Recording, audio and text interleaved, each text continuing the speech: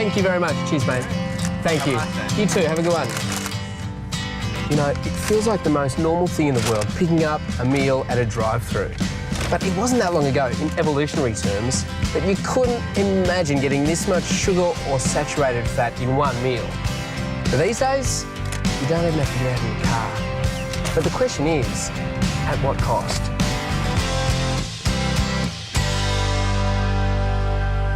The World Health Organization labels obesity as a global epidemic. In Australia, it's costing our health system over $14 billion a year, and it's only getting worse.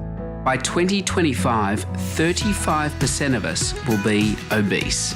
And we know obesity leads to multiple complications such as type 2 diabetes, cardiovascular disease, and even some cancers. Obesity needs to be treated seriously.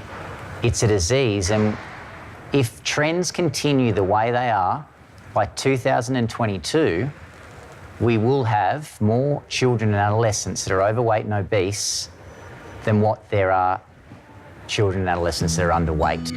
Researchers are looking into all the exacerbating factors of this epidemic, from gut flora to stress and sedentary lifestyles. But when you consider we Aussies make a staggering 51.5 million visits to fast food outlets every month, it seems processed food is a big part of the problem. When Dr. Nick Fuller's using words like epidemic and disease to describe obesity, you realise that this has gone to the next level.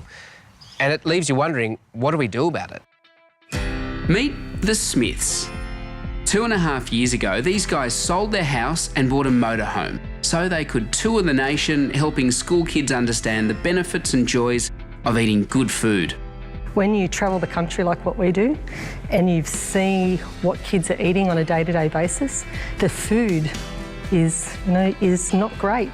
So my aim is to empower kids to actually ask what's in my food. Belle is a health and wellness coach who cured her husband Israel's postnatal depression by changing his diet. And so began the root cause. A family on a mission to change kids' eating habits one lunchbox at a time. As a mum, I read a report that said, you know, our kids' generation were likely to have a shorter life expectancy than us as parents. And I was just like, you know what, like if we're going to do this, let's actually do it, you know, travel Australia and make a difference. So far, the Smiths have visited 90 schools and spoken with 20,000 students. It's a huge commitment, but one that's paying off for both Australia and the Smiths. So, on to the show.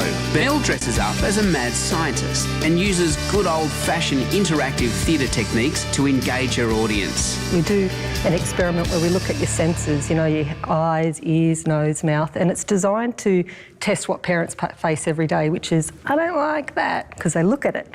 So this experiment, we serve them a green smoothie, which is simply frozen bananas, strawberries, and a big handful of baby spinach and water. And then, of course, when we pour it out, it's green and everyone goes, "Ugh!" But then when they taste it, all they taste is banana. Yeah. So it's about breaking down that vicious thing that we get where we let our eyes control our taste buds.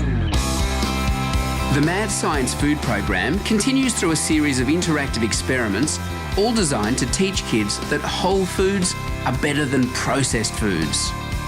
It seems this is the right way to fight the obesity epidemic, by nipping it in the bud. What was the biggest thing you just learnt in there?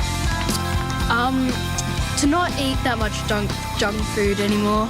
That you should always eat healthy and check what the ingredients are. The biggest lesson that I learned in there was it's really, really important to eat all your fruit and veggies, because most of my friends, they eat lots of junk food and stuff.